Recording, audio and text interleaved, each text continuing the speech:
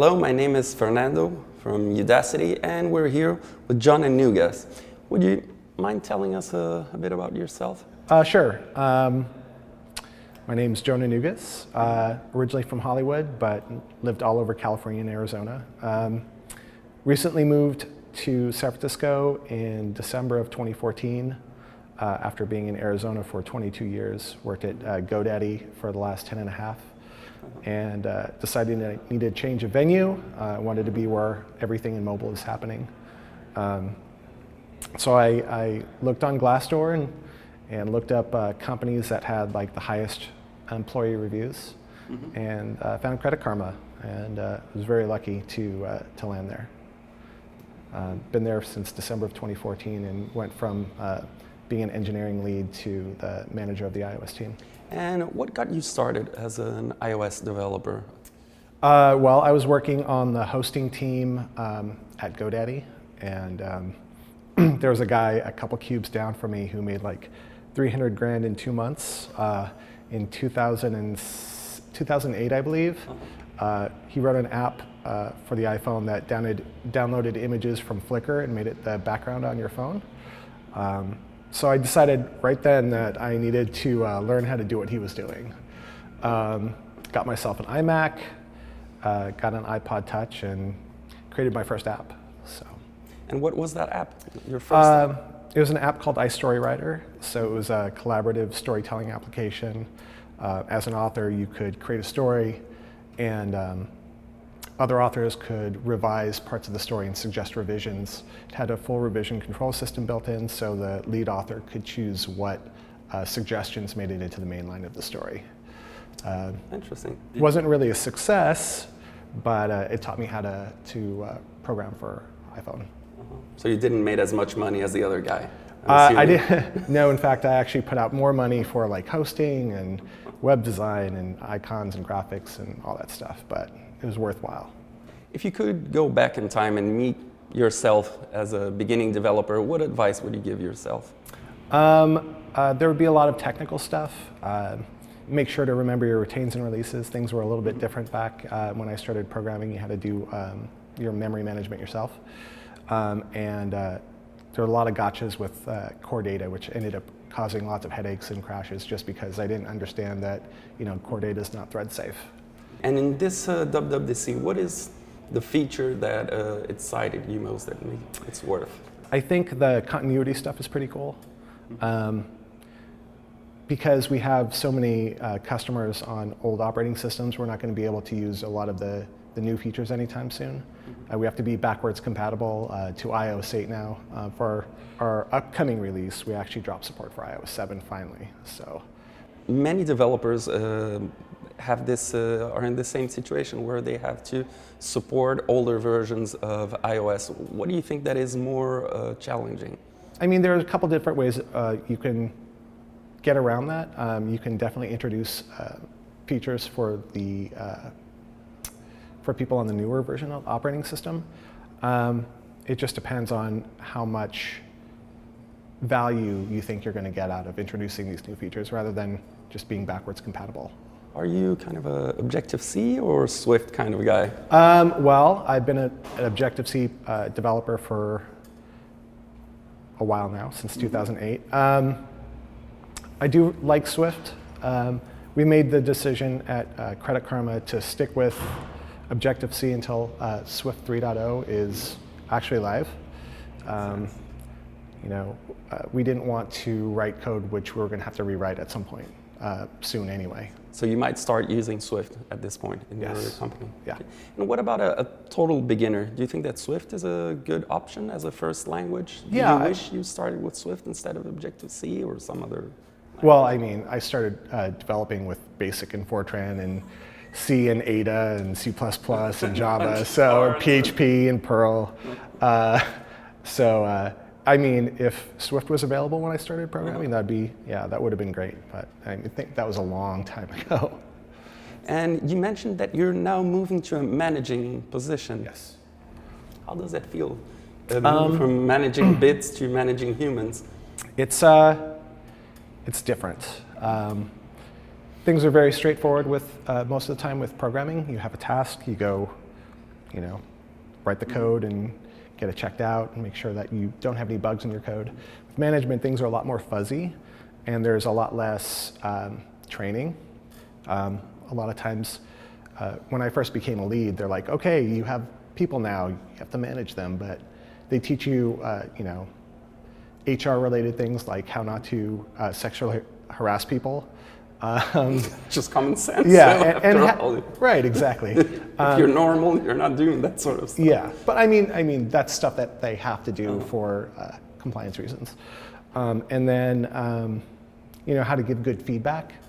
But actually, the day-to-day of managing people is different, and it's kind of, I think, something you have to learn for yourself.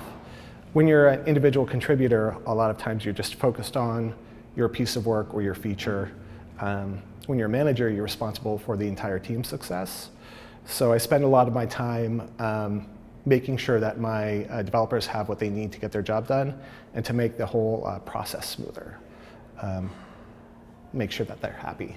And what technical skills that you acquired as a developer do you think that map or are useful in this new role? Well, I was there was a lot of stuff related to the software engineering process. Like I was a Scrum Master for multiple teams over the course of about 4 years.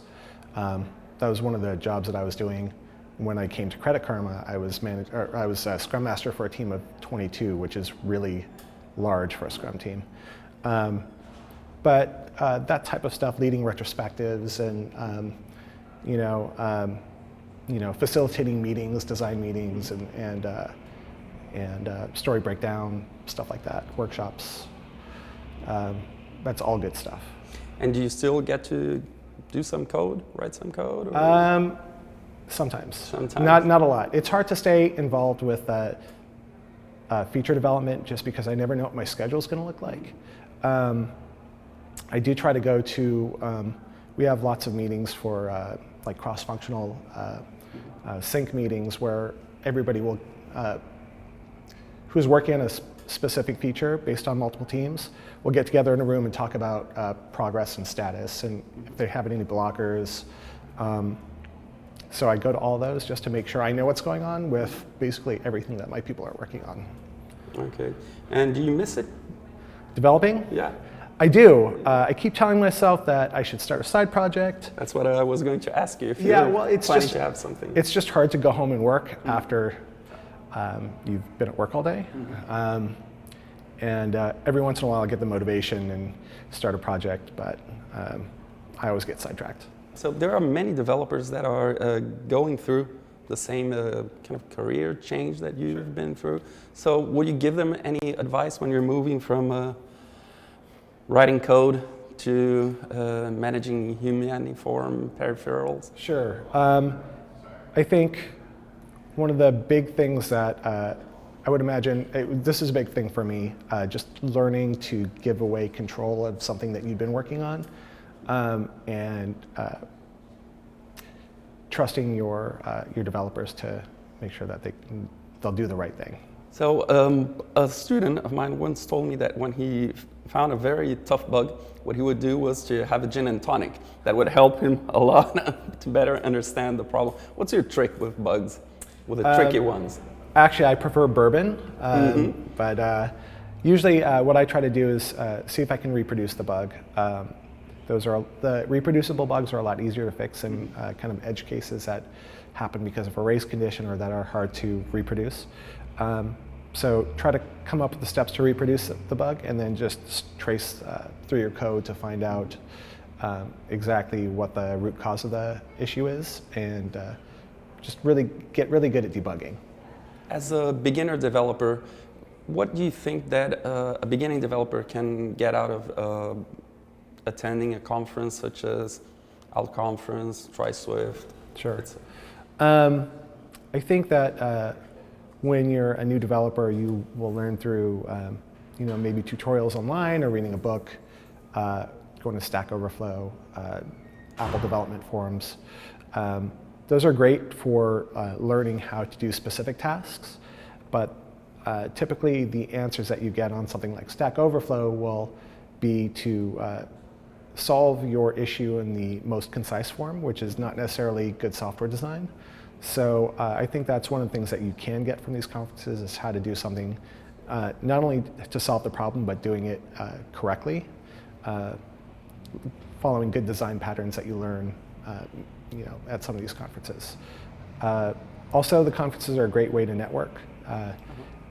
I know I have been coming to WWDC and AltConf for about 6 years, and I've noticed that I see the same people over and over again. So it's a really good way to meet the people who are big in the iOS community and who are, kind of the thought leaders in this area. And what about a more experienced developer? Do you think it still makes sense to come to a conference? Oh, sure, definitely. I know people who go to WWDC, there's a lot of value in actually going to the labs and working with the Apple engineers on maybe a problem you might be having in your own code base, or if you have any questions about one of the new features, you can talk to them about that as well. And also the networking, I guess it's... Yeah, the networking is great. It's really great to go out and meet other people in your community, because through the course of your career, you'll see these people over and over again. So at Credit Karma, do you have any specific tool or process that you would like to share with other developers? Sure. So we use Jira to track tasks for engineers. We have a Kanban board, which is used for just tracking engineering tasks. And then we have another Jira board that is used to track features. And in the feature Jira board, we have 5 different columns. We have product design, engineering, validation, and done. And all products start off, or all features start off in the product column. When all the product requirements are added, the ticket gets moved to design for the designers to work on mocks. Once those are done, the ticket gets moved to engineering, which is where me and the other engineering managers will go in and break down tasks to put into our engineering board. If there's any iteration to be done as far as like product or design, the feature ticket will get moved into the correct column. When they get moved back to engineering, the engineering managers know that there's additional work to be done, and we can break out any additional work tasks. So it's a great way to track feedback from executives or from QA people, or things that we don't want to lose because they're just an idea. They can get added onto the feature task, and iteration can be done as necessary. Is there any app that you use most of the time? What's your favorite app besides Credit Karma? I'm a big fan of Hearthstone. Which one? Hearthstone. Oh, I don't know that one. It's a game. It's a game. Oh, Yeah. Okay. Okay. And is there any app that you wish you had developed besides that Flickr one? Facebook. Facebook. Okay, makes sense. So I just moved to the Bay Area from Spain about 8 months ago, and Europe and the US are quite different. And one of the things that puzzled me the most, besides the schooling system, was this credit stuff. So Credit Karma actually helped me a lot to awesome. understand the intricacies of that black magic voodoo thing of the credit score. So please thank everybody in your team. It should be inside a pack that I think that every foreigner should get, an America for Dummies, and it should include definitely Credit Karma. Great. So thank you very much for having us, and a pleasure. Yeah, definitely. Thank you.